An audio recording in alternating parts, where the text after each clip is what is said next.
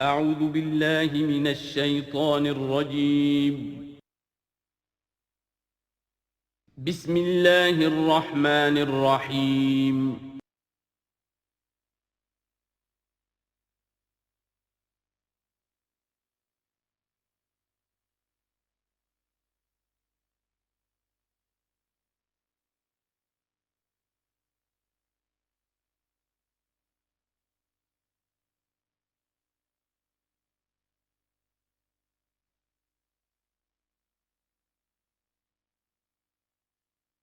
ما ننسخ من آیة أو ننسها نأت بخير منها أو مثلها ألم تعلم أن الله على كل شيء قدير ألم تعلم أن الله له ملك السماوات والأرض وما لكم من دون الله من ولي ولا نصير صدق اللہ العظیم۔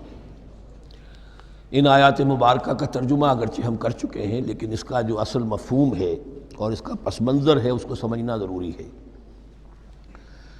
آپ کو معلوم ہے کہ اللہ کا دین آدم سے لے کر این دم تک ایک ہی ہے۔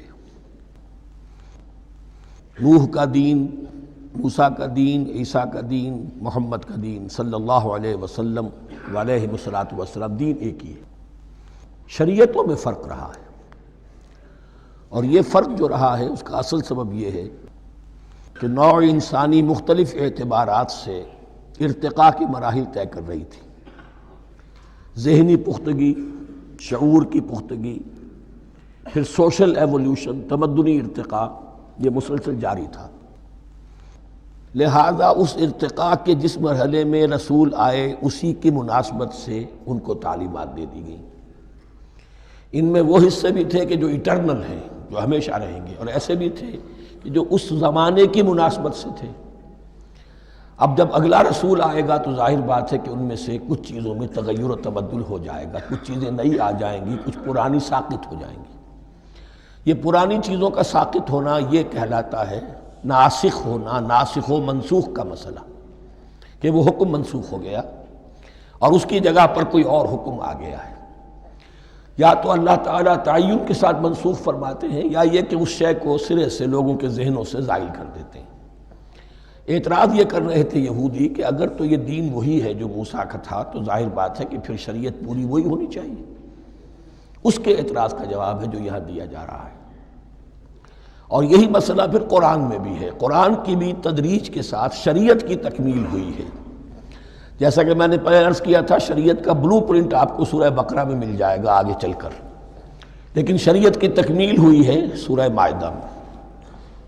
یہ جو تقریباً 5-6 سال کا وقفہ ہے، اس میں کچھ احکام شروع میں دیے گئے، پھر ان میں رد و بدل کر کے، اور پھر آخر میں الیوم اکملت لکم دینکم واتممت علیکم نعمتی ورضیت لکم الاسلام دینا۔ یہ ناسخ و منسوخ کا مسئلہ صرف سابقہ شریعتوں اور شریعت محمدی میں نہیں ہے صلی اللہ علیہ وسلم، بلکہ خود شریعت محمدی میں بھی زمانی اعتبار سے ارتقاء ہوا ہے۔ کہ پہلے شراب کے بارے میں حکم دیا گیا کہ اس کی مضرت زیادہ ہے، گناہ کا پہلو زیادہ ہے، کچھ فائدے بھی ہیں، بس۔ اس کے بعد آیا اگر شراب کے نشے میں ہو تو نماز مت پڑھو، نماز کے قریب مت جاؤ۔ پورے مائدہ میں آخری حکم آ گیا، حل انتم منتہون، اب باز آتے ہو کہ نہیں آتے، حرام کر دیا گیا۔ تو یہ تدریجاً ہوا ہے۔ تو ناسخ و منسوخ قرآن میں بھی ہے، اور ناسخ و منسوخ قرآن اور تورات کے مابین بھی ہے۔ تو ہم نہیں منسوخ کرتے کوئی آیت یا بھلوا دیتے ہیں اس کو، نأتی بخیر منہا، ہم اس سے بھی بہتر لے آتے ہیں، او مثلہا، یا اس جیسی ہی۔ الم تعلم ان اللہ علی کل شیء قدیر، اب یہ کہ یہ تو اللہ کی اتھارٹی ہے، مالک الملک وہ ہے، دین اس کا ہے، اس میں وہ جس طریقے سے چاہے کسی چیز کے اندر تبدیلی پیدا کر دے۔ الم تعلم ان اللہ لہ ملک السماوات والارض ما لکم من دون اللہ من ولی ولا نصیر ام تریدون ان تسألوا رسولکم کما سئل موسیٰ من قبل، کیا تم یہ چاہتے ہو کہ سوال کرو یا مطالبہ کرو اپنے رسول سے بھی اسی طرح کے جس طرح کی باتیں کی گئی تھی موسیٰ سے پہلے؟ مثلا ہم دیکھ چکے ہیں کہ ان سے کہا گیا کہ ہم نہیں مانیں گے جب تک کہ اللہ کو دیکھ نہ لے عیاناً، یا اسی طرح کے اور مطالبے جو حضرت موسیٰ علیہ السلام سے کیے جاتے تھے۔ یہاں مسلمانوں کو سکھایا جا رہا ہے کہ اس روش سے باز آؤ ایسی بات تمہارے اندر پیدا نہیں ہونی چاہیے۔ وَمَن يَتَبَدَّلِ الْكُفْرَ بِالْإِيمَانِ فَقَدْ ضَلَّ سَوَاءَ السَّبِيلِ۔ ظاہر بات ہے ایسی حرکتیں بھی اب مسلمانوں میں سے بھی جو منافقین ان میں شامل تھے وہی کر رہے ہوں گے۔ اس لیے فرمایا کہ جو کوئی ایمان کو ہاتھ سے دے کر کفر کو لے لے گا، یعنی منافق چونکہ دو طرفہ ہوتا ہے، اب اس کا بھی امکان ہوتا ہے کہ یکسو ہو جائے کفر کی طرف، اور اس کا بھی امکان ہوتا ہے کہ بالآخر یکسو ہو جائے ایمان کی طرف۔ مذبذبین بین ذالک کی کیفیت میں جو مبتلا ہے، اس کے دو یہ امکانات ہیں۔ تو جو کفر کی طرف جا کر مستقل طور پر راغب ہو گیا اس کا ذکر ہے۔ وَمَن يَتَبَدَّلِ الْكُفْرَ بِالْإِيمَانِ فَقَدْ ضَلَّ سَوَاءَ السَّبِيلِ، تو وہ تو سیدھی راہ سے بھٹک گیا۔ وَدَّ كَثِيرٌ مِّنْ أَهْلِ الْكِتَابِ لَوْ يَرُدُّونَكُم مِّن بَعْدِ إِيمَانِكُمْ كُفَّارًا۔ اہل کتاب میں سے بہت سے لوگ ہیں جو چاہتے ہیں کہ کسی طرح لوٹا کر لے جائیں تمہیں تمہارے ایمان کے بعد پھر کفار بنا دیں۔ یہ ایسے ہی ہے کہ جیسے کسی بلی کی دم کٹ جائے تو وہ یہ چاہے گی کہ ساری بلیوں کی دمیں کٹ جائیں کہ وہ کوئی علیحدہ سے نمایاں نہ رہے۔ تو وہ چاہتے تھے کہ یہ چیزیں جو ہیں ان کو واپس لے آیا جائے، اہل ایمان کو بھی کفر میں لے آیا جائے۔ حسدا من عند انفسہم، اور یہ ان کا طرز عمل ان کے حسد کی وجہ سے کہ کیوں یہ نعمت جو ہے ان کو دے دی گئی۔ من بعد ما تبین لہم الحق، اس کے بعد کہ ان پر حق بالکل واضح ہو چکا ہے، وہ جان چکے ہیں، پہچان چکے ہیں، کسی مغالطے میں نہیں ہے، غلط فہمی میں نہیں ہے۔ فاعفوا واصفحوا، یہ بہت اہم ہے مقام۔ تو اے مسلمانوں تم معاف کرتے رہو اور صرف نظر سے کام لو۔ اس کا اصل مطلب کیا ہے؟ ابھی تو چونکہ مدنی دور کا آغاز ہو رہا ہے، ابھی کشمکش کے اور کشاکش کے اور مقابلے کے اور تصادم کے بڑے سخت مراحل آ رہے ہیں۔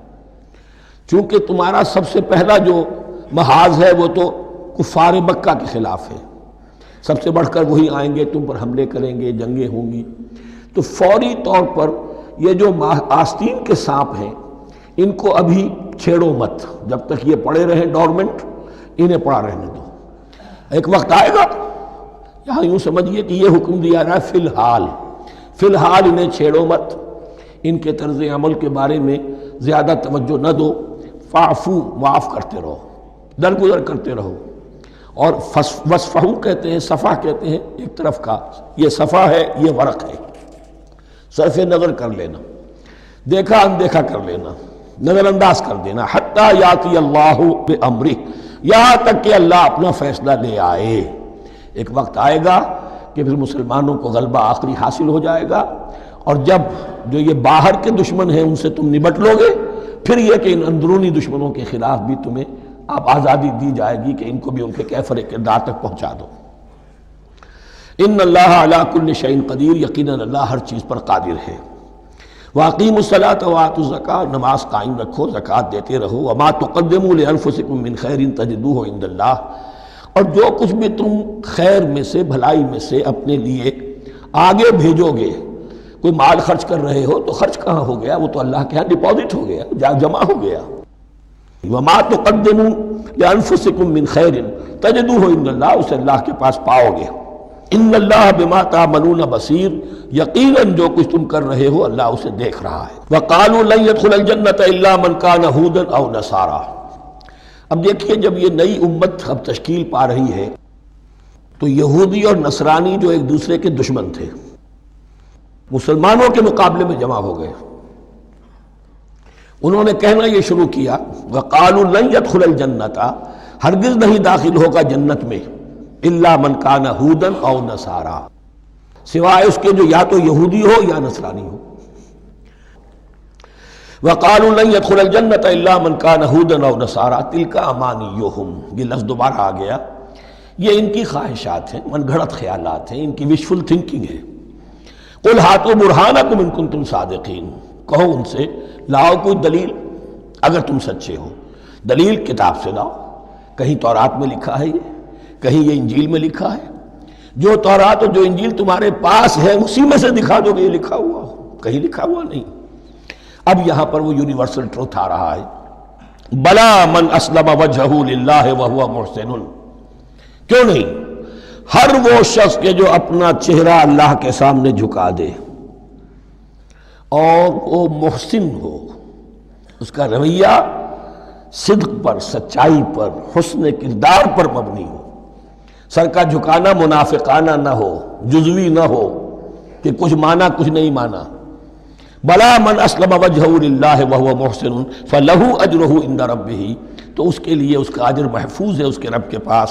فلا خوف علیہم ولا هم یحزنون، نہ ان پر کوئی خوف ہوگا اور نہ ہی وہ حزن سے دوچار ہوں گے۔ یہ دوسری آیت ہے کہ جس سے کچھ لوگوں نے استدلال کیا ہے کہ ایمان بالرسالت ضروری نہیں ہے۔ اب دیکھیے اس کا جواب وہی ہوگا، نمبر ایک تو یہ، ہر جگہ پر ساری چیزیں بیان نہیں کی جایا کرتی، کوئی چیز کہیں بیان کی گئی، کوئی کہیں بیان کی گئی ہے۔ کتاب کو لینا ہے تو پوری کو پوری ایک کتاب کی حیثیت سے۔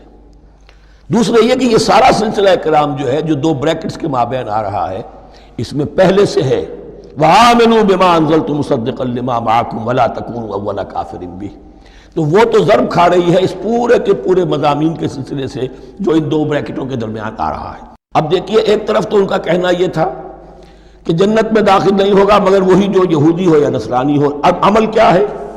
وَقَالَتِ الْيَهُودُ لَيْسَتِ النَّصَارَىٰ عَلَىٰ شَيْءٍ، یہودی کہتے ہیں نصارہ کی کوئی حیثیت نہیں، کوئی بنیاد نہیں، کوئی جڑ نہیں۔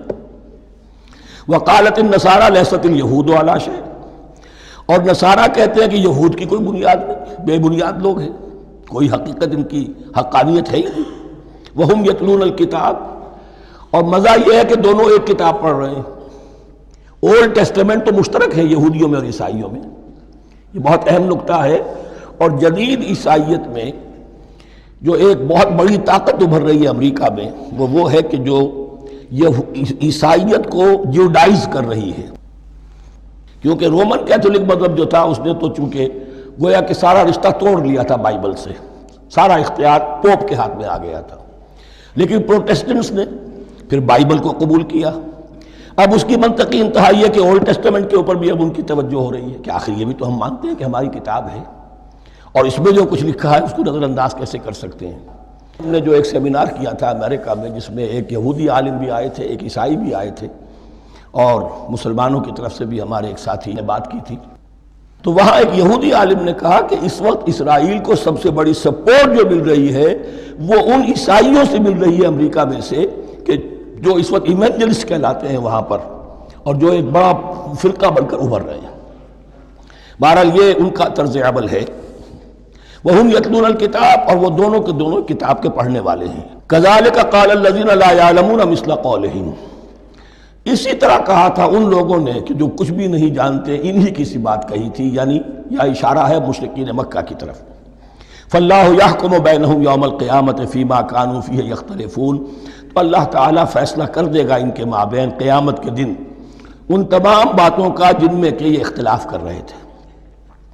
وَمَنْ أَظْلَمُ مِمَّنْ مَنَعَ مَسَاجِدَ اللَّهِ أَنْ يُذْكَرَ فِيهَا اسْمُهُ وَسَعَىٰ فِي خَرَابِهَا۔ اب دیکھیے یہاں جو بخیہ یہ آیات آ رہی ہیں، تو اگرچہ خطاب تو ہے وہ بریکٹس کے مابین، خطاب میں بنی اسرائیل، لیکن اب یہاں کچھ ریفرنسز اہل مکہ کی طرف شروع ہو گئے ہیں، اور اس کے بعد سے حضرت ابراہیم کا تذکرہ آئے گا، پھر تحویل قبلہ کا ذکر آئے گا۔ تحویل قبلہ میں ظاہر بات ہے کہ وہ قبلہ جو ہے وہ مشرکین مکہ کے قبضے میں تھا اس وقت، اس حوالے سے ریلیونٹ کچھ مضامین جو ہیں اس کی تمہید باندھی جا رہی ہے۔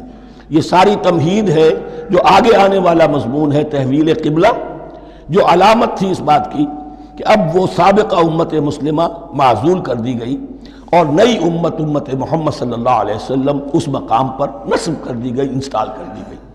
اس کے حوالے سے جو مسئلے اٹھیں گے، اسی لیے قال الذین لا یعلمون مثل قولہم، میں نے عرض کیا کہ یہ مشرکین مکہ کی طرف اشارہ ہے۔ ومن اظلم ممن منع مساجد اللہ یذکر فیہا اسمہ، اس سے بڑھ کر ظالم کون ہوگا جو اللہ تعالیٰ کی مسجدوں سے لوگوں کو روکے کہ وہ اس میں اس کا نام لے سکے۔ چونکہ مشرکین مکہ نے مسلمانوں کو محروم کر دیا تھا حرم سے، اب وہاں جانے کی ان کو اجازت نہیں تھی۔ سن 6 میں حضور گئے بھی ہیں، تب بھی یہ کہ صلح حدیبیہ ہو گئی، واپس آنا پڑا، عمرہ کرنے کی اجازت نہیں ملی۔ سن 7 میں پھر ہوا ہے، تو یہ 7 برس بہت شاہ گزرے ہیں محمد الرسول اللہ صلی اللہ علیہ وسلم اور اہل ایمان پر۔ اب یہاں ذکر ہو رہا ہے ان کا، قریش کا۔ وَمَنْ أَظْلَمُ مِمَّنْ مَنَعَ مَسَاجِدَ اللَّهِ أَنْ يُذْكَرَ فِيهَا اسْمُهُ وَسَعَىٰ فِي خَرَابِهَا، اور وہ اس کی تخریب میں لگے ہوئے ہیں۔ یہ خراب تخریب، یہ تخریب دو طرح کی ہوتی ہے، ایک ظاہری تخریب ہوتی ہے کسی مسجد کو گرا دینا، اور ایک ظاہری نہیں باطنی معنوی ہوتی ہے۔ وہ جو تخریب ہے وہ یہ ہے کہ توحید کی بجائے اسے شرک کا اڈا بنا دیا ہے۔ وہ تو دنیا کے بت قدوں میں پہلا وہ گھر خدا کا، ہم اس کے پاسباں ہیں، وہ پاسباں ہمارا، 360 بت رکھ دیے گئے اس گھر میں لا کر جو ابراہیم نے تعبیر کیا تھا توحید خالص کے لیے۔ وَسَعَىٰ خرابہا، یہ لفظ ذرا نوٹ کر لیجئے، یہ ایک حدیث میں بھی آیا ہے، بڑی دلدوز حدیث ہے، اور میں چاہتا ہوں کہ آپ اسے ذہن میں رکھیں۔ حضور نے فرمایا یوشک ان یاتی علی الناس زمان، اندیشہ ہے کہ لوگوں پر یعنی میری امت پر ایک زمانہ ایسا بھی آ جائے گا، اب گنتے جائیے، لا یبقى من الاسلام الا اسمہ، اسلام میں سے اس کے نام کے سوا کچھ نہیں بچے گا، ولا یبقى من القرآن الا رسمہ، قرآن میں سے اس کے رسم الخط، الفاظ اور حروف کے سوا کچھ نہیں بچے گا، اسی کی اللہ تعالیٰ نے ضمانت دی ہے، یہ محفوظ رہے گا رسم عثمانی۔ مساجدہم عامرۃ، ان کی مسجدیں آباد تو بہت ہوں گی، وہی خراب من الہدی، ہدایت سے خالی ہو جائیں گے، یہ خراب کے لفظ سے، یا خراب من الہدی، وعلماؤہم شر الناس تحت ادیم السماء، اور ان کے علماء آسمان کی چھت کے نیچے کی بدترین انسان ہیں، من عندہم تخرج الفتنۃ وفیہم تعود، فتنہ انہی کے اندر سے برآمد ہوگا اور انہی میں گھس جائے گا، یعنی ان کا کام فتنہ انگیزی، مخالفت، جنگ و جدال، بھڑکانا، اپنے اپنے فرقے کے لوگوں کے جذبات کو بھڑکاتے رہنا اور مسلمانوں کے اندر اختلافات کو ہوا دینا، یہی ان کا کام رہ جائے گا۔ آج جن کو ہم علماء کہتے ہیں ان کی عظیم اکثریت اس کیفیت سے دوچار ہو چکی ہے۔ جب مذہب اور دین پیشہ بن جائے تو کوئی خیر اس میں باقی نہیں رہتا۔ یہ دین اور مذہب پیشہ نہیں تھا، اسلام میں کوئی پیشوائیت نہیں، اسلام میں کوئی پاپائیت نہیں، اسلام میں کوئی برہمنزم نہیں، اسلام تو ایک کھلا، ہر شخص کتاب اللہ پڑھے، ہر شخص عربی سیکھے، ہر شخص کو امامت کے قابل ہونا چاہیے، ہر شخص اپنی بچی کا نکاح خود پڑھائے، ہر شخص اپنے والد کا جنازہ خود پڑھے۔ یہ جو ہم نے پیشہ بنا دیا ہے اور پھر انہیں پیسے دیتے، ظاہر بات ہے کہ پھر اس پیشے کے اندر تو پیشے میں عیب نہیں، رکھیے نہ فرہاد کو نام، پھر تو پیشہ میں تو جو کچھ پیشہ ورانہ چشمکیں ہوتی ہیں اور جو خباثتیں ہوتی ہیں وہ آتی ہیں۔ لیکن ساتھ ہی یہ بات واضح رہے کہ علماء حق سے دنیا خالی نہیں ہوگی، علماء حق بھی ہیں، لیکن کسی کے ماتھے پر لکھا ہوا نہیں ہوتا کہ یہ علماء حقانی میں سے اور یہ علماء سو میں سے ہے۔ باقی یہ صحیح بات ہے کہ اکثریت ادھر جا چکی ہے، ورنہ امت کا بیڑا غرق نہ ہوتا، سیدھی سیدھی بات، یہ بیڑا غرق ہوا ہے تو آخر کوئی سبب ہے۔ اولئک ما کان لہم ان یدخلوها الا خائفین، ایسے لوگوں کو تو سوائے اس کے ان کا کوئی مقام نہیں ہے کہ انہیں داخل ہونے کی بھی اجازت نہیں ہونی چاہیے اس میں، یعنی اللہ کی مسجدوں میں، مگر خوف زدہ ہو کر، ڈر کر۔ لہم فی الدنیا خزی، کے لیے دنیا میں بھی رسوائی اور ذلت ہے، لہم فی الآخرۃ عذاب عظیم، اور آخرت میں ان کے لیے عذاب عظیم ہے۔ وَلِلَّهِ الْمَشْرِقُ وَالْمَغْرِبُ، اب دیکھیے تمہید ہو رہی ہے تحویل قبلہ کے لیے۔ اب ظاہر بات ہے کہ بڑی حساس جو ہے وہ ایک کیفیت تھی یہ، تو یروشلم کے ساتھ جن کو دلچسپی تھی اور ان کے دلوں میں اس کی عقیدت تھی، مکہ مکرمہ اور بیت اللہ کے ساتھ جن کو دلچسپی تھی اور ان کے دلوں میں اس کی عقیدت تھی، تو اس حوالے سے یہ قبلہ بدلنا، اور 2 دفعہ بدلا ہے قبلہ۔ پہلے آ کے مدینے میں حضور نے یروشلم کی طرف 16 مہینے نماز پڑھی اور پھر تحویل قبلہ ہوا، تو اب اس میں کئی امتحان ہو گئے، وہ آگے آ جائے گا، لیکن اس کی تمہید باندھی جا رہی ہے۔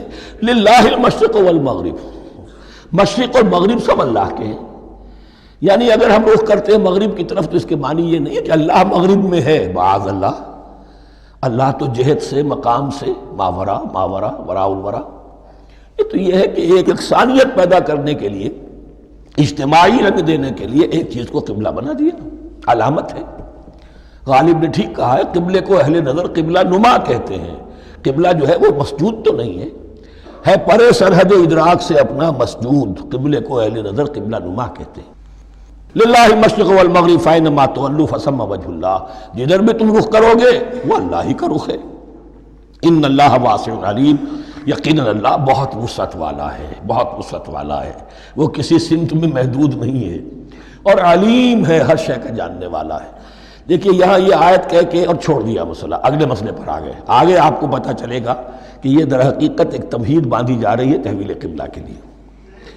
وقالوا اتخذ اللہ ولدا سبحانہ، اور ان میں وہ بھی ہیں، اب ظاہر بات ہے یہاں پھر اشارہ ہو رہا ہے وہ اہل مکہ کی طرف، جنہوں نے یہ کہا ہے کہ اللہ نے اولاد اپنے لیے اختیار کی، یعنی وہ کہتے تھے کہ یہ جو فرشتے ہیں یہ اللہ کی بیٹیاں ہیں، نصارہ کہتے تھے کہ حضرت مسیح اللہ کے بیٹے ہیں، اور یہودیوں کا بھی ایک گروہ ایسا تھا جو حضرت عزیر کو اللہ کا بیٹا کہتا تھا۔ بل لہ ما فی السماوات والارض، نہیں، آسمانوں اور زمین میں جو کچھ ہے اسی کی ملکیت ہے، سب مخلوق ہیں، مملوک ہیں، خالق اور مالک صرف وہ ہے۔ کل لہ قانتون، اور سب کے سب اس کے فرما بردار ہیں، بڑے سے بڑا رسول، بڑے سے بڑا ولی، بڑے سے بڑا فرشتہ، بڑے سے بڑے اجرام سماویہ، سب کل لہ قانتون بدیع السماوات والارض، وہ آسمان اور زمین کو پیدا کرنے والا ہے بغیر کسی شے کے۔ یہ ابداع اور خلق ان میں فرق ہے۔ ابداع، بلکہ شاہ ولی اللہ دہلوی نے حجت اللہ البالغہ کا جو پہلا چیپٹر ہے اس کو یہی 3 عنوان دیے ہیں۔ اللہ تعالیٰ کے افعال بنیادی طور پر 3 ہیں، ابداع، خلق، تدبیر۔ ابداع ہے جسے انگریزی میں کہتے ہیں کریشن ایکس نہیلو، عدم محض سے کچھ بنا دیا، کچھ نہیں تھا اور بنا دیا، کن فیکون، یہ ابداع ہے۔ خلق ہے اب ایک چیز سے دوسری چیز بنانا، گارے سے انسان بنایا، یہ تخلیق ہے، آگ سے جن بنایا، یہ تخلیق ہے، نور سے فرشتے بنایا، یہ تخلیق ہے۔ تو ابداع بدیع وہ ہے کہ جس نے نئی چیز، اسی لیے بدعت ہمارے ہاں کہلاتی ہے وہ شے جو دین میں نہیں تھی اور خواہ لا کے شامل کر دی گئی، جس کی کوئی جڑ بنیاد دین میں نہیں ہے، وہ بدعت ہے۔ اس سے یہ لفظ بدیع السماوات والارض، وَإِذَا قَضَىٰ أَمْرًا فَإِنَّمَا يَقُولُ لَهُ كُن فَيَكُونُ، اس کی شان تو یہ ہے کہ جب وہ کسی معاملے کا فیصلہ کر لیتا ہے تو بس کہتا ہے کہ ہو جا، اور وہ ہو جاتی ہے۔ وَقَالَ الَّذِينَ لَا يَعْلَمُونَ لَوْلَا يُكَلِّمُنَا اللَّهُ وَتَأْتِينَا آیَةٌ، اور کہا ان لوگوں نے جو علم نہیں رکھتے، یہاں پھر وہی مشرکین مکہ کی طرف روح سخن ہے، کیوں نہیں بات کرتا ہم سے اللہ، اور کیوں نہیں کوئی لے آتا ہمارے پاس کوئی نشانی۔ یہ میں عرض کر چکا ہوں، یہ مضمون جو ہے کہ ان کا مطالبہ تھا بہت شدت کے ساتھ کہ کوئی معجزے ویسے ہی دکھاؤ جیسے تم کہتے ہو کہ عیسیٰ نے دکھائے تھے، موسیٰ نے دکھائے تھے، تو ہمارے یہ مطالبے پورے کر دو، ہم مان لیں گے۔ یہ ذکر آئے گا سورہ انعام میں اور پھر سورہ بنی اسرائیل میں۔ کذالک قال الذین من قبلہم مثل قولہم، اسی طرح کی باتیں جو لوگ ان سے پہلے آئے تھے وہ بھی کہتے رہے۔ تشابہت قلوبہم، ان کے دل ایک دوسرے سے مشابہ ہو گئے ہیں۔ قد بینا الآیات لقوم یوقنون، اور ہم نے تو اپنی آیات کو واضح کر دیا ہے ان لوگوں کے لیے جو یقین کرنا چاہیں۔ انا ارسلناک بالحق بشیرا ونذیرا، اے نبی ہم نے آپ کو بھیجا ہے حق کے ساتھ بشیر اور نذیر بنا کر۔ بنیادی حیثیت آپ کی یہ ہے کہ آپ اہل حق کو بشارت دیں، فراح و ریحان و جنت نعیم، فسلام لک من اصحاب الیمین، یہ بشارت دیجئے۔ اور جو غلط راستے پر جائیں، کفر کریں، منافقت میں مبتلا ہوں، ملحد ہوں اور بدعملی کریں، ان کو آپ خبردار کر دیجئے کہ جہنم ان کے لیے تیار کر دی گئی ہے۔ آپ کا کام دعوت ہے، ابلاغ ہے، تبلیغ ہے، نصیحت ہے۔ وَلَا تُسْأَلُ عَنْ أَصْحَابِ الْجَحِيمِ، آپ سے سوال نہیں کیا جائے گا جہنمیوں کے بارے میں کہ محمد یہ کیوں جہنم میں پہنچ گئے، ہم نے تمہیں بھیجا تھا، تمہارے ہوتے ہوئے یہ جہنمی کیوں ہو گئے، نہیں، یہ آپ کی ذمہ داری نہیں ہے۔ کون جنت میں جانا چاہتا ہے، کون جہنم میں جانا چاہتا ہے، یہ آدمی کا اپنا فیصلہ ہے۔ آپ کا کام ہے کہ حق کو واضح کر دیں، ہاں وضاحت میں کمی نہ رہ جائے، حق واضح ہو جائے، کوئی اشتباہ نہ ہو، بالکل مبرہن ہو جائے، واضح ہو جائے، بس یہ ذمہ داری آپ کی ہے، اس سے زیادہ نہیں۔ یہ مسئولیت جو ہوتی ہے، انسان اگر اپنی اصل مسئولیت سے زیادہ ذمہ داری اپنے سر پر ڈال لے تو اس سے بھی بہت بڑی بڑی گمراہیاں پیدا ہوتی ہیں، اور اس کا جو تذکرہ ہو رہا ہے بڑی گمراہی تو معاذ اللہ وہ تو ہمارے حوالے سے ہوتی ہے۔ ہمارے ہاں کی بہت سی جماعتیں جو ہیں اسی طرح کی غلطیوں کی وجہ سے وہ غلط راستوں پر پڑ گئی، پوری تحریکیں برباد ہو گئی۔ لیکن یہاں بھی حضور کا معاملہ کیا ہو رہا تھا کہ حضور چاہتے تھے کہ کسی طرح یہ علماء یہود ایمان لے آئے۔ بہرحال حضور کے دل میں رغبت، آخر مکے میں آپ تھے تو دعائیں مانگتے تھے، اے اللہ عمرو ابن ہشام اور عمر ابن خطاب میں سے کسی ایک کو تو میری جھولی میں ڈال دے۔ تو اسی طرح کی دعا آپ نے کی ہوگی۔ فرمایا وَلَن تَرْضَىٰ عَنْكَ الْيَهُودُ وَلَا النَّصَارَىٰ حَتَّىٰ تَتَّبِعَ مِلَّتَهُمْ۔ اے نبی کسی مغالطے میں نہ رہیے، ہرگز راضی نہیں ہوں گے آپ سے نہ یہ یہودی اور نہ نصرانی، جب تک کہ آپ پیروی نہ کریں ان کی ملت کی۔ لہذا امید منقطع کر لیجیے، اس لیے کہ زیادہ امید ہو تو مایوسی ہو جاتی ہے۔ اقبال نے بہت خوب کہا ہے بندہ مومن کے بارے میں، جس کی امیدیں قلیل، جس کے مقاصد جلیل۔ مقصد اونچا لیکن امید قلیل رکھیے، اللہ چاہے گا تو ہو جائے گا، نہیں چاہے گا تو میرا کام تو اپنی حد تک اپنا فرض ادا کر دینا ہے۔ اس سے زیادہ کی جو ہے خواہش اپنے دل میں پالیں گے، کسی اجرت پسندی میں گرفتار ہو جائیں گے، کہیں دائیں بائیں ہک اور کرک کے ذریعے سے کہیں پہنچنے کی کوشش کریں گے اور اپنے آپ کو بھی برباد کر دیں گے۔ لن ترضى عنك اليهود ولا النصارى حتى تتبع ملتهم قل ان هدى الله هو الهدى، کہہ دیجئے دیکھو ہدایت تو ہے اللہ کی ہدایت۔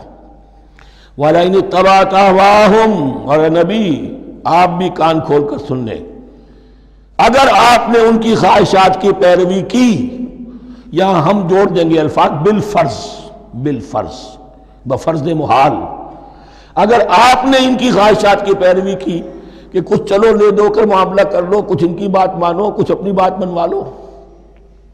یہ مکے میں بھی قریش کی طرف سے بھی آیا تھا کہ کچھ اپنی بات منوا لیجئے، کچھ ہماری مانی، کمپرومائز کیجئے۔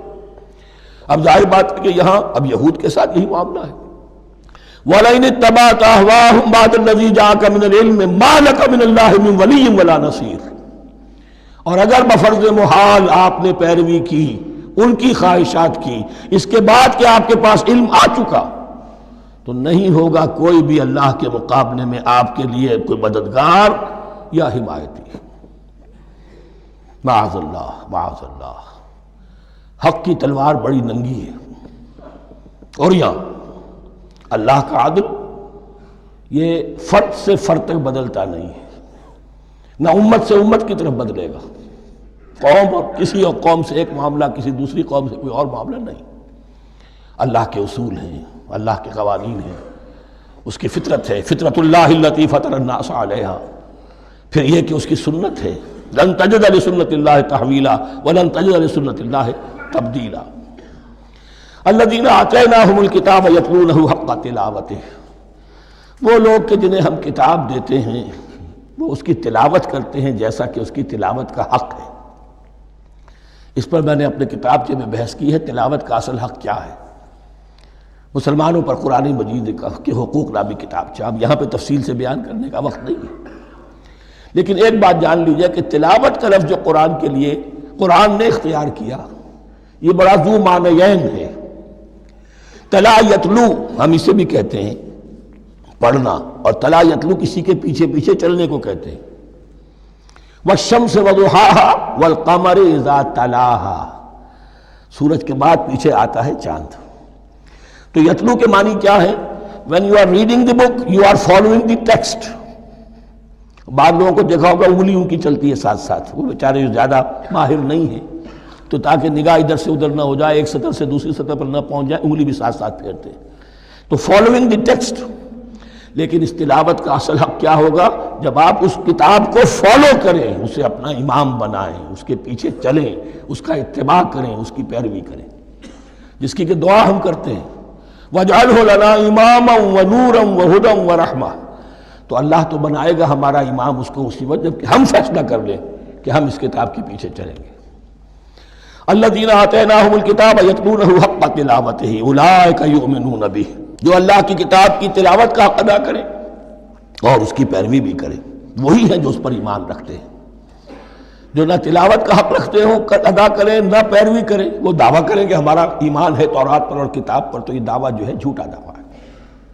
میں وہ حدیث آپ کو سنا چکا ہوں، ما آمن بالقرآن من استحل محارمہ، جس شخص نے قرآن کی کسی حرام کردہ شے کو اپنے لیے حلال کر لیا اس کا قرآن پر کوئی ایمان نہیں۔ وَمَن يَكْفُرْ بِهِ فَأُولَٰئِكَ هُمُ الْخَاسِرُونَ، اور جو اس کا کفر کرے گا تو وہی لوگ ہیں خسارے میں رہنے والے۔ اب وہ بریکٹ بند ہو رہی ہے، وہ آیت کے جو چھٹے رکوع کے شروع میں آئی تھی دوبارہ آ گئی جوں کی توں۔ یا بنی اسرائیل اذکروا نعمتی التی انعمت علیکم وانی فضلتکم علی العالمین، یہ ترتیب ذہن میں رکھیے۔ اور دوسری آیت بھی جو کہ تو، صرف یہ ہے کہ ترتیب تھوڑی سی بدلی ہے۔ بریکٹ یوں بناتے ہو تو اس کی چونچ ادھر ہوتی ہے تو اس کی چونچ ادھر ہوتی ہے، تو اسی طریقے سے ذہن میں رکھیے کہ دوسری آیت کی ترتیب تھوڑی سی بدل دی درمیانی، اور وہ بھی درمیان میں چونچ والا معاملہ جو ہوتا ہے۔ وَاتَّقُوا يَوْمًا لَا تَجْزِي نَفْسٌ عَن نَفْسٍ شَيْئًا، یہ تو جو کہ تو وہی ہے، ڈرو اس دن سے جس دن کوئی جان کسی دوسری جان کے کام نہ آ سکے گی۔ وَلَا يُقْبَلُ مِنْهَا عَدْلٌ، وہاں کیا تھا وَلَا يُقْبَلُ مِنْهَا شَفَاعَةٌ، یہاں کیا آیا وَلَا يُقْبَلُ مِنْهَا عَدْلٌ، نہ اس سے کوئی فدیہ قبول کیا جائے گا۔ وَلَا تَنْفَعُهَا شَفَاعَةٌ، یہ شفاعت بعد میں لے آئے، عدل پہلے لے آئے، وہاں شفاعت پہلے ہے عدل بعد میں، بس یہ تبدیلی ہے۔ وَلَا هُمْ يُنصَرُونَ، اور یہ پھر جو کا تو وہی جو پہلی آیت میں تھا، جو چھٹے رکوع کی دوسری آیت ختم ہوئی، نہیں انہیں کوئی مدد مل سکے گی۔ یہ جو حصہ تھا جو تقریباً 10 رکوعوں پر مشتمل تھا، سورہ بقرہ کے 18 رکوع کہ جن میں روح سخن ہے سابقہ امت مسلمہ کی طرف، 4 رکوع بڑے عموم کے حامل تھے، لیکن بین السطور وہاں بھی اشارے موجود تھے، روح سخن جو تھا وہ بنی اسرائیل کی طرف۔ 10 رکوعوں میں صراحت کے ساتھ ساری گفتگو انہی سے ہے، الا یہ کہ ایک جگہ مسلمانوں سے خطاب کر لیا، کچھ آخر میں اہل مکہ کا تذکرہ بھی ہو گیا۔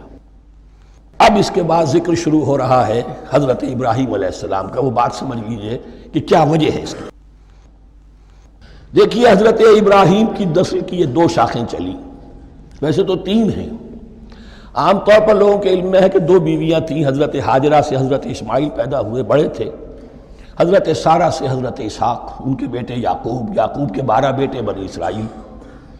حضرت اسماعیل کو حضرت ابراہیم نے آباد کیا خانہ کعبہ کے پاس لا کر، بواد غیر ذی زرع، تو وہاں یہ جو ایک نسل چلی۔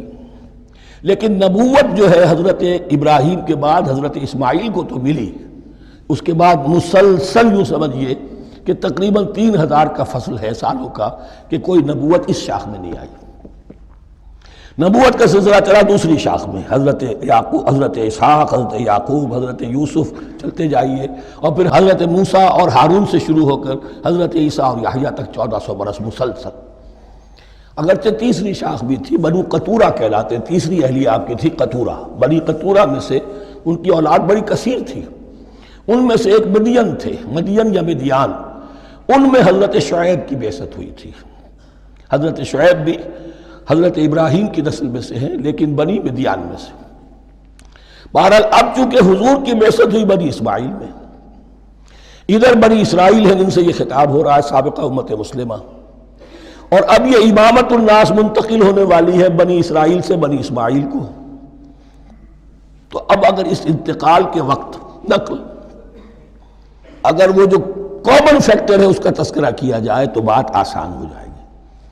ابراہیم ہی تو جد امجد ہے نا تمہارے، تم یعقوب کی اولاد ہو ٹھیک ہے، لیکن یعقوب کس کے بیٹے تھے؟ اسحاق کے۔ اسحاق کس کے بیٹے تھے؟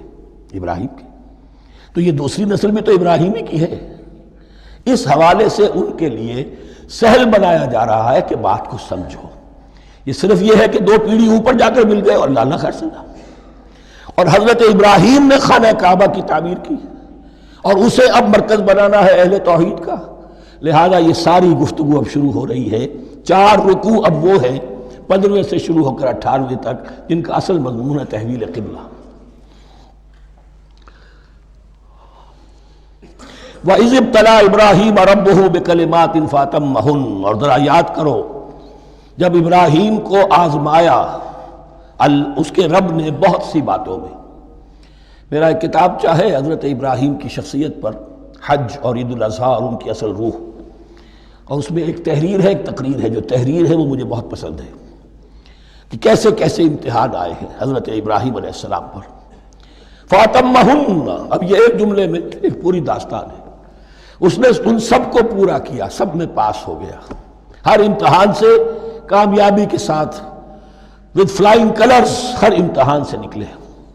قال انی جاعلک للناس اماما، تب ہم نے کہا اے ابراہیم اب میں تمہیں نوع انسانی کا امام بنانے والا ہوں۔ قال ومن ذریتی، انہوں نے کہا اور میری نسل کے بارے میں بھی یہ وعدہ ہے کہ نہیں؟ قال لا ینال عہد الظالمین، فرمایا میرا یہ عہد ظالموں سے متعلق نہیں ہوگا۔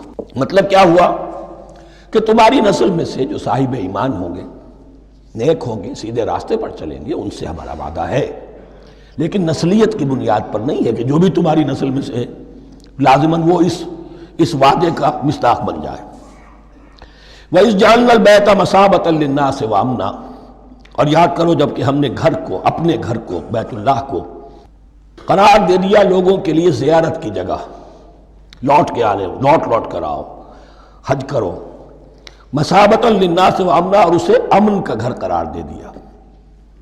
واتخذوا من مقام ابراہیم مصلی، اور ہم نے حکم دیا کہ مقام ابراہیم کو اپنی جائے نماز بنا لو، نماز پڑھنے کی جگہ بنا لو۔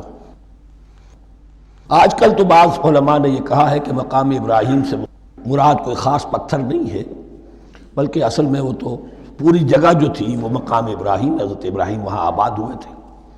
لیکن صحیح بات وہی ہے جو ہمارے سلف سے چلی آ رہی ہے، روایات پختہ ہیں اس کے بارے میں کہ جس طریقے سے حجر اسود جنت سے آیا ہے، ایسے ہی یہ بھی ایک پتھر تھا کہ جو جنت سے لایا گیا حضرت ابراہیم کے لیے جب وہ تعمیر کر رہے تھے، کوئی اور ذرائع تو ابھی تھے ہی نہیں، اس کے اوپر وہ کھڑے ہوتے تھے اور یہ پتھر ہی اونچا ہوتا جاتا تھا خود۔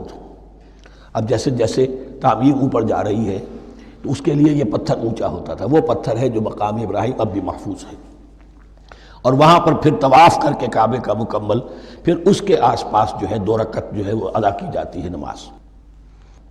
وَعَهِدْنَا إِلَىٰ إِبْرَاهِيمَ وَإِسْمَاعِيلَ أَن طَهِّرَا بَيْتِيَ لِلطَّائِفِينَ وَالْعَاكِفِينَ وَالرُّكَّعِ السُّجُودِ، اور ہم نے عہد لے لیا تھا ابراہیم اور اسماعیل سے کہ تم دونوں ہمارے اس گھر کو، بیتیا میرے اس گھر کو پاک رکھو۔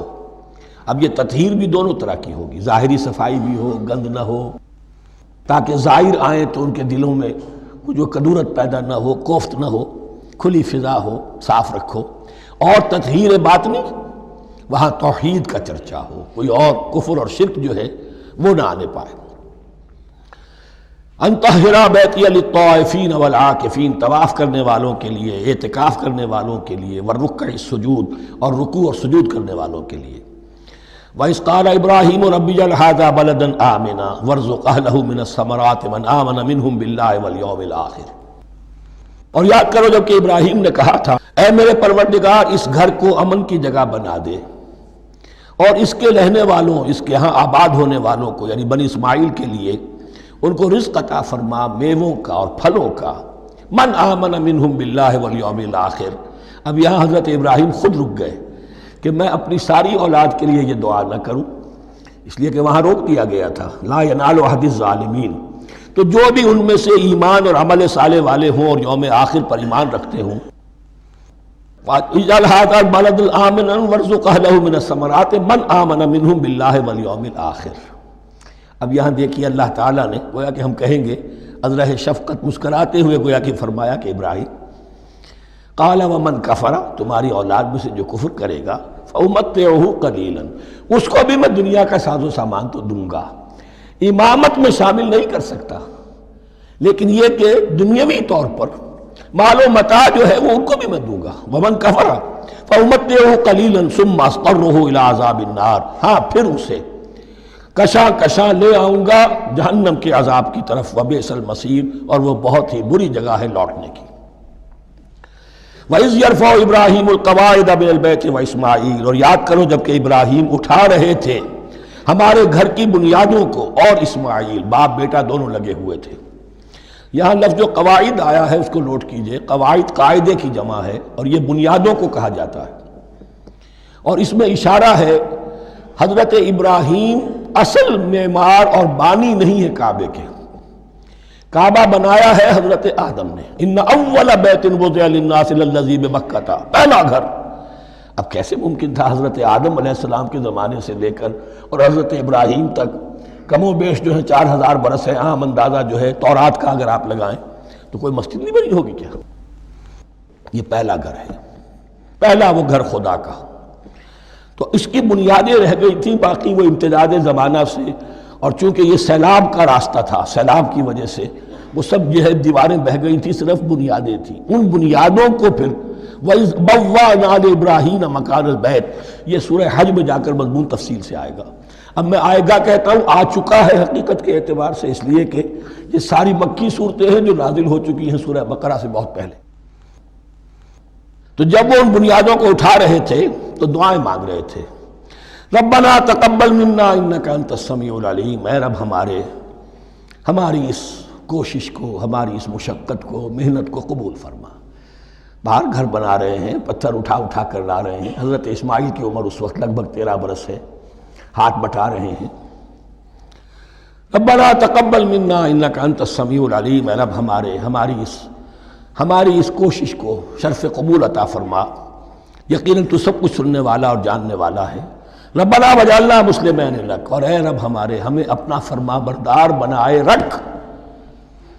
نوٹ کیجئے، ابراہیم کہہ رہے ہیں، تو میں اور آپ اگر مطمئن ہو جائیں کہ میری موت لازماً حق پر ہوگی تو بہت بڑا دھوکہ ہے۔ ڈرتے رہنا چاہیے، اللہ کی پناہ طلب کرتے رہنا چاہیے۔ ربنا وجعلنا مسلمین لک، اے اللہ ہم دونوں کو اپنا فرما بردار بنائے رکھ، ومن ذریتنا امۃ مسلمۃ لک، اور ہم دونوں کی نسل میں سے اٹھائیو برپا کی جو ایک امت جو تیری فرما بردار امت ہو۔ وارنا مناسکنا، اور اے پروردگار تیرا گھر تو ہم نے یہ بنا دیا، اب اس کے جو رسومات ہیں وہ ہمیں سکھا، جو مناسک حج ہیں، ارنا مناسک، اب کیسے حج کریں، کیا آداب ہوں گے، طواف کیسے ہوگا، کیا کریں گے۔ وتب علینا، اور ہم پر اپنی شفقت کی نظر فرما، انک انت التواب الرحیم، یقیناً تو ہی ہے بہت ہی زیادہ توبہ کا قبول فرمانے والا اور شفقت کے ساتھ رجوع کرنے والا اور رحم فرمانے والا۔ ربنا وبعث فیہم رسولا منہم، اور اے ہمارے پروردگار ہماری اس نسل میں، اب چونکہ ہماری نسل مراد ہے بنی اسماعیل، بنی اسرائیل اسماعیل کی نسل میں سے تو نہیں ہے نا، یہاں دونوں کی نسل سے مراد ہے تو وہ بنی اسماعیل، ہماری اس نسل میں اٹھائی ہو ایک رسول انہی میں سے، باہر کا نہ ہو، کوئی مغایرت کا، اجنبیت کا پردہ حائل نہ ہو۔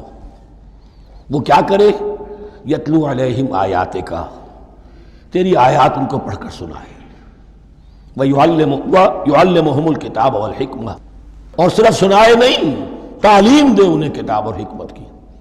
صرف سنا دینا تو بہت آسان کام ہے، سکھانا، تعلیم دینا، دلوں میں بٹھانا، اور حکمت، وَيُزَكِّيهِمْ، اور ان کو پاک کرے، ان کا تزکیہ کرے، ان کے دلوں میں تیری محبت اور آخرت کی طلب کے سوا کوئی طلب باقی نہ رہنے دے۔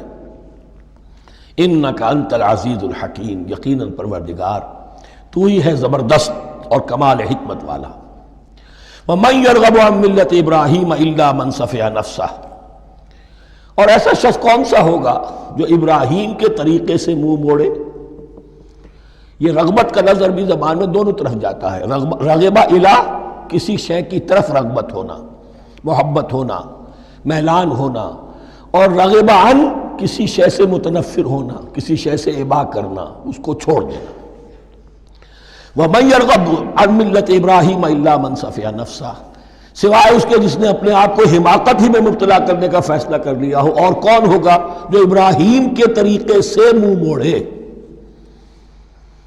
وَلَقَدْ اصْطَفَيْنَاهُ فِي الدُّنْيَا، اور ہم نے تو اسے دنیا میں بھی پسند کر لیا تھا، چن لیا تھا۔ وَإِنَّهُ فِي الْآخِرَةِ لَمِنَ الصَّالِحِينَ، اور یقیناً آخرت میں بھی وہ ہمارے صالح بندوں میں سے ہوں گے۔ اذ قال له ربه اسلم قال اسلمت لرب العالمین، جب کہا اس سے اس کے پروردگار نے کہ مانو میرا حکم، اس نے کہا پروردگار قبول ہے تیرا حکم، یہاں تک کہ ذبح کرو بیٹے کو، حاضر۔ یہ آخری امتحان تھا، آخر 100 برس کی عمر میں، 87 برس کی عمر میں دعائیں مانگ مانگ کر بیٹا لیا تھا اسماعیل۔ حضرت سارہ کے ہاں کوئی اولاد نہیں ہوئی تھی، اب وہ 13 برس کا تھا، بازو بن گیا تھا، اور اس وقت ذبح کرنے کا حکم آیا۔ جب بھی کہا ہم نے مانو ہمارا حکم، قال اسلمت لرب العالمین، اللہ تعالی ہمیں بھی توفیق دے کہ اس کی پیروی کریں۔ ووصى بها ابراہیم وبنیہ ویعقوب، اور اسی کی وصیت کی تھی ابراہیم نے بھی اپنے بیٹوں کو اور یعقوب نے بھی۔ یا بنیہ، وہ کیا تھی نصیحت؟ اے میرے بیٹو، ان اللہ اصطفیٰ لکم الدین، دیکھو اللہ نے تمہارے لیے دین کو پسند فرما لیا ہے۔ کون سا دین؟ فلا تموتن الا وانتم مسلمون، اور دیکھنا موت نہ آنے پائے مگر فرما برداری کی حالت میں۔ یہی بات آئے گی سورہ آل عمران میں مسلمانوں سے خطاب کر کے، یا ایھا الذین آمنوا اتقوا اللہ حق تقاتہ ولا تموتن الا وانتم مسلمون، اور ان الدین عند اللہ الاسلام ومن یبتغ غیر الاسلام دینا فلن یقبل منہ۔ ام کنتم شہداء اذ حضر یعقوب الموت، کیا تم اس وقت موجود تھے جب یعقوب کی موت کا وقت آیا؟ جب آدم کی یعقوب پر موت، یہ لفظی ترجمہ ہوگا، اذ حضر یعقوب الموت اذ قال لبنیہ ما تعبدون من بعدی، حضرت یعقوب نے اپنے سارے بیٹوں کو جمع کیا، 12 کے 12، اور مصر میں پہنچ چکے تھے یہ حضرت یوسف علیہ السلام کے ذریعے سے، جو سورہ یوسف میں ساری کہانی آئے گی، وہاں انتقال ہوا۔ تو انہوں نے اپنے بیٹوں کو جمع کیا، اذ قال لبنیہ ما تعبدون من بعدی، میرے بعد تم کس کی پوجا کرو گے، کس کی پرستش کرو گے؟ یہ بات نہیں تھی کہ انہیں معلوم نہیں تھا، لیکن یہ کہ ایک میثاق، قول و قرار اور پختہ کرنے کے لیے۔ قالوا نعبد الہک و الہ آبائک ابراہیم و اسماعیل و اسحاق، انہوں نے کہا کہ ہم پوجیں گے، بندگی کریں گے، پرستش کریں گے آپ کے معبود کی اور آپ کے آبا ابراہیم، اسماعیل اور اسحاق کے معبود کی، اور یہ کوئی مختلف معبود نہیں ہے، الہ واحدہ، وہ تو ایک ہی الہ ہے۔ وَنَحْنُ لَهُ مُسْلِمُونَ، ہم اس کے لیے اس کے سامنے سر جھکاتے ہیں، اسی کی فرما برداری کا اقرار کرتے ہیں۔ تِلْكَ أُمَّةٌ قَدْ خَلَتْ، یہ آیت 2 مرتبہ آئے گی اسی رکوع میں۔ یہ ایک گروہ تھا انسانوں کا جو گزر گیا، ابراہیم، اسماعیل، اسحاق، یعقوب، ان کی اولاد، قد خلت، وہ گزر گئے۔ لہا ما کسبت ولکم ما کسبتم، ان کے لیے تھا جو انہوں نے کمایا، اور تمہارے لیے ہوگا جو تم کماؤ گے۔ یعنی یہاں پدرم سلطان بود کا کوئی مقام نہیں ہے، ہر شخص کے لیے اپنا عمل، اپنا ایمان، اپنی کمائی۔ وَلَا تُسْأَلُونَ عَمَّا كَانُوا يَعْمَلُونَ، تم سے یہ نہیں پوچھا جائے گا کہ وہ کیا کرتے تھے، تم سے پوچھا جائے گا تم کیا کر کے لائے ہو۔ تو راچے ہے، پدرم سلطان بود تو راچے ہے، تم کیا ہو بھائی، تو اپنی بات کرو، باپ تمہارا سلطان تھا، ہوگا۔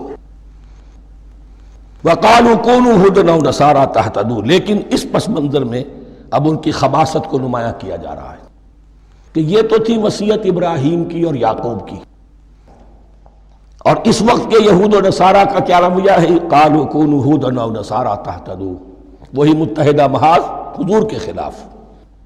یا تو یہودی، انہوں نے کہا کہ یا یہودی ہو جاؤ یا نصرانی تو ہدایت پر ہو جاؤ گے۔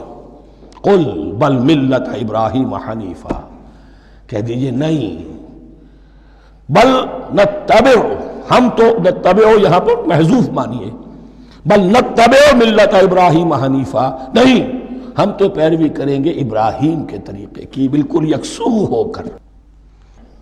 وما کان من المشرکین، اور وہ مشرکوں میں سے نہیں تھے۔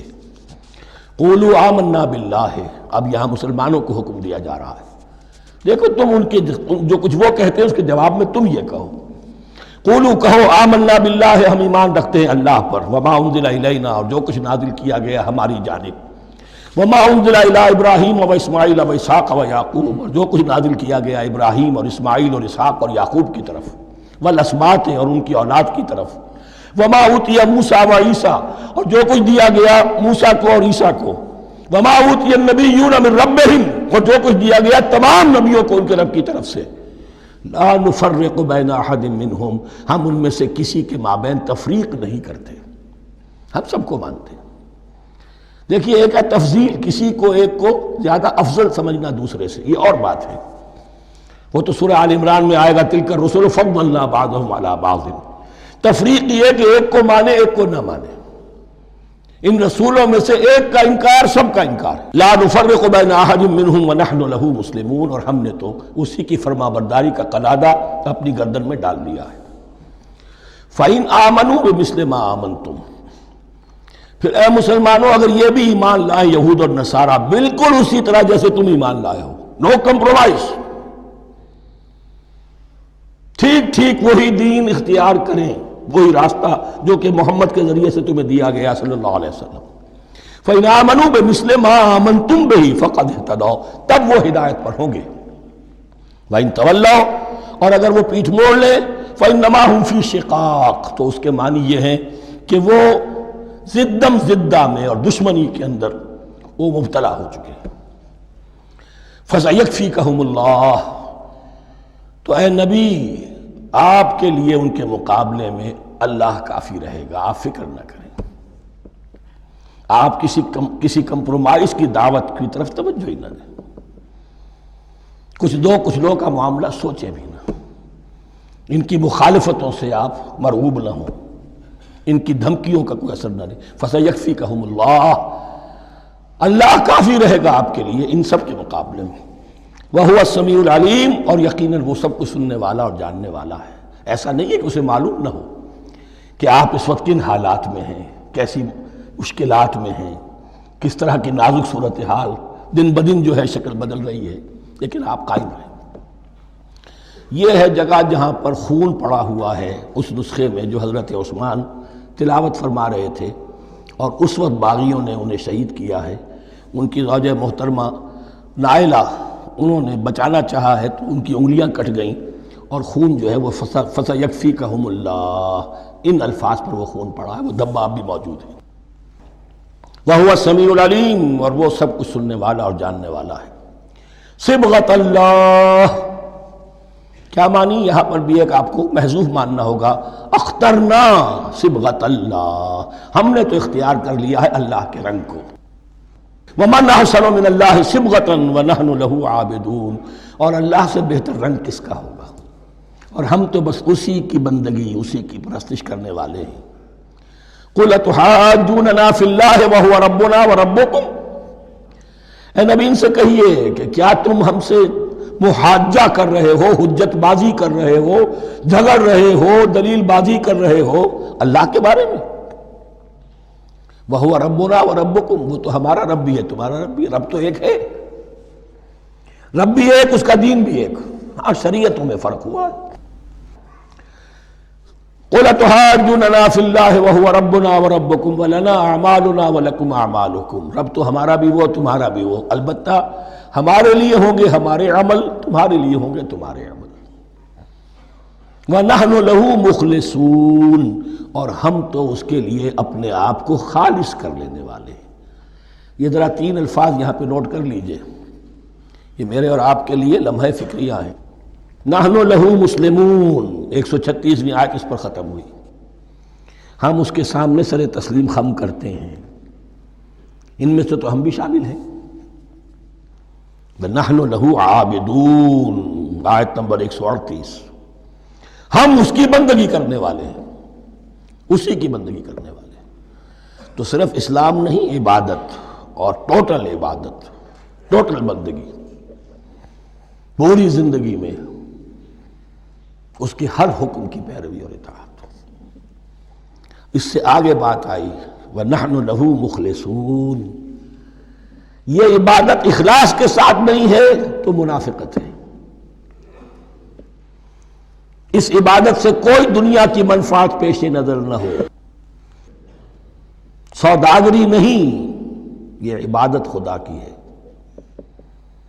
دنیا بنانا، دنیا کمانا، دین کو ذریعہ بنانا، اس سے بڑی اور اس سے گری ہوئی کوئی حرکت نہیں۔ اخلاص. حضور نے فرمایا من صلی یرائی فقط اشرکا ومن صام یرائی فقط اشرکا ومن تصدق یرائی فقط اشرکا.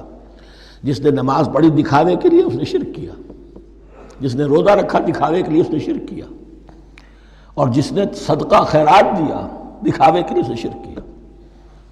وَنَحْنُ لَهُ مُخْلِصُونَ نَحْنُ لَهُ مُسْلِمُونَ نَحْنُ لَهُ عَابِدُونَ نَحْنُ لَهُ مُخْلِصُونَ. اللهم ربنا اجعلنا منهم اللهم ربنا اجعلنا منهم ام تقولون ان ابراہیم واسماعیل واسحاق ویعقوب والاسباط كانوا هودا او نصارا. کیا تمہارا کہنا یہ ہے کہ ابراہیم اور اسماعیل اور اسحاق اور یعقوب اور ان کی اولاد یہودی تھے یا نصرانی تھے؟ تم جو کہتے ہو کہ یا یہودی ہو جاؤ یا نصرانی تب ہدایت پاؤ گے، تو ابراہیم یہودی تھے یا نصرانی؟ اور اسحاق اور یعقوب اور یوسف اور موسیٰ اور عیسیٰ یہ کون تھے؟ یہی بات آج مسلمانوں کو سوچنی چاہیے.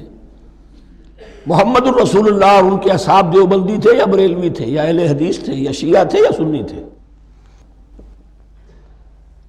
ان تقسیموں سے اوپر ہونے کی ضرورت ہے. اللہ کے ساتھ اخلاص کا تقاضا یہ ہے، ٹھیک ہے ایک فقہی مسلک کے اعتبار سے ایک شخص کسی مسلک کی پیروی کر رہا ہے، لیکن اپنے آپ کو اس سے آئیڈینٹیفائی کرانا اور اس مسلک کو مقدم رکھنا دین پر، اور اس مسلک ہی کے لیے محنت اور مشقت اور بھاگ دوڑ تبلیغ ہو رہی ہے اسی کی، یہ چیز بالکل اس اصل حقیقت کے خلاف ہے کہ جو اللہ کے دین نے ہمیں سکھائی. ام تقولون ان ابراہیم و اسماعیل و اسحاق و یعقوب والاسباط كانوا هودا او نصارا قل انتم اعلم ام اللہ. کہیے ان سے کہ تم زیادہ جانتے ہو یا اللہ زیادہ جانتا ہے. ومن اظلم ممن کتم شہادۃ عنده من اللہ. کان کھول کر سن لو، اس سے بڑھ کر ظالم کون ہوگا جس نے اللہ کی ایک گواہی جو اس کے پاس تھی اسے چھپا لیا. تمہارے پاس گواہیاں ہیں، علماء یہود جانتے تھے یہ اللہ کے رسول ہیں جن کے ہم منتظر تھے، اس گواہی کو چھپائے بیٹھے. ومن اظلم ممن کتم شہادۃ عنده من اللہ وما اللہ بغافل عما تعملون. اور اللہ ہرگز غافل نہیں ہے کہ اس سے جو تم کر رہے ہو. تلک امۃ قد خلت. یہ گروہ مقدس جماعت تھی یہ جس کے یہ گلے سرسبد تھے، یہ گزر گئے. لہا ما کسبت ولکم ما کسبتم. جو کمائی انہوں نے کی، جو عمل انہوں نے کمائے وہ ان کے لیے، تمہارے لیے نہیں. تمہارے لیے وہ ہوگا جو تم کماؤ گے. ولا تسألون عما كانوا يعملون. اور تم سے ان کے عمل کے بارے میں نہیں پوچھا جائے گا کہ انہوں نے کیا کیا، تم سے سوال یہ ہوگا کہ تم نے کیا کیا. بارک اللہ لی ولکم فی القرآن العظیم ونفعنی وإیاکم بالآیات والذکر الحکیم.